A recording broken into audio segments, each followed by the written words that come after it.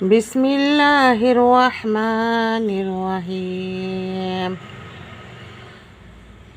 ওয়াসআমান আরসালনা মিন ক্বাবলিকা মির রুসুলিনা আজআলনা মিন দুনির রহমানি আলিহাতান ইউবাদুন। দেখেন এখানে ৪৫ নং আয়াতে আল্লাহ কি বলেছে,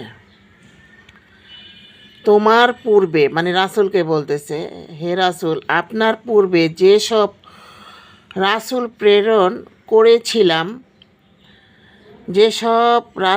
প্রেরণ করেছিলাম তাদের বিষয়ে তুমি জিজ্ঞাসা করো, মানে তাদের কাছে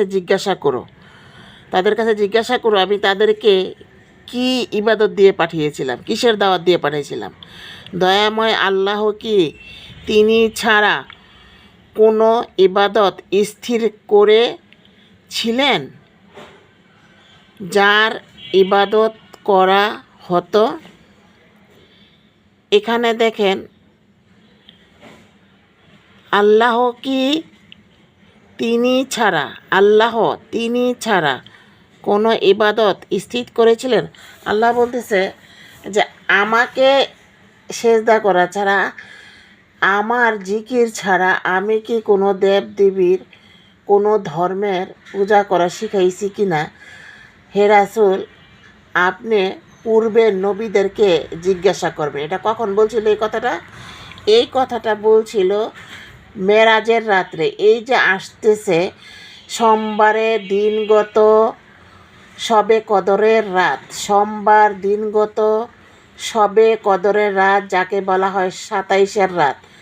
এই ২৭-এর রাতে আল্লাহ পাক রাব্বুল আলামিন আল্লাহর রাসূলকে আল্লাহর কাছে রব দ্বারা ৭ আসমান সিদরাতুল মুনতাহা পর্যন্ত নিয়ে গিয়েছিলেন এবং পর্দার আড়াল থেকে আল্লাহর সাথে কথাবার্তা বা কথা আলাপ আলোচনা হয়েছিল। তখন আল্লাহ তাআলা আল্লাহর রাসূলকে বলেছেন যে আপনি আপনার পূর্বের নবীদেরকে জিজ্ঞাসা করে দেখেন যে আমি আপনাকে যে লা ইলাহা ইল্লাল্লাহের দাওয়াত দিয়েছি, পূর্বে কোনো নবীকে কি আমি অন্য কোনো দাওয়াত দিয়েছিলাম নাকি লা ইলাহা ইল্লাল্লাহ এর দাওয়াত দিয়েছিলাম? একমাত্র লা ইলাহা ইল্লাল্লাহর দাওয়াতই দিয়েছিলাম কি না আপনি তা ওই পূর্বের নবীদের কাছে জিজ্ঞাসা করে দেখেন। কত সুন্দরভাবে আল্লাহ পাক রাব্বুল আলামিন আমার নবী মুহাম্মদুর রাসূলুল্লাহ সাল্লাল্লাহু আলাইহি ওয়াসাল্লামকে সুন্দরভাবে বুঝিয়ে বলেছেন। এবং যখন তিনি তার পিতার সাথে দেখা করলেন, মুসা আলাইহিস সালামের সাথে দেখা করলেন, তারপর ইদ্রিস নবীর সাথে দেখা করলেন, তারপরে ইব্রাহিম নবীর সাথে দেখা করলেন, দাউদ নবীর সাথে দেখা করলেন, যত নবীগুলা ছিল দেখা করলেন, ইমামতি করলেন। তখন জান্নাত জাহান্নাম দেখলেন।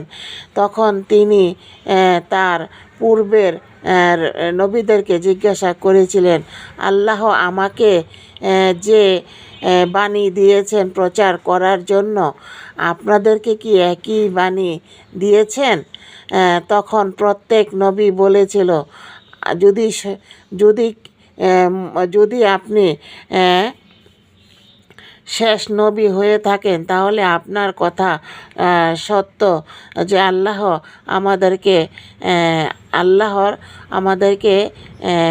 আল্লাহর জিকির বা লা ইলাহার দাওয়াত প্রচার করতে বলেছেন, যা আপনাকেও বলেছেন যদি আপনি শেষ নবী হয়ে থাকেন।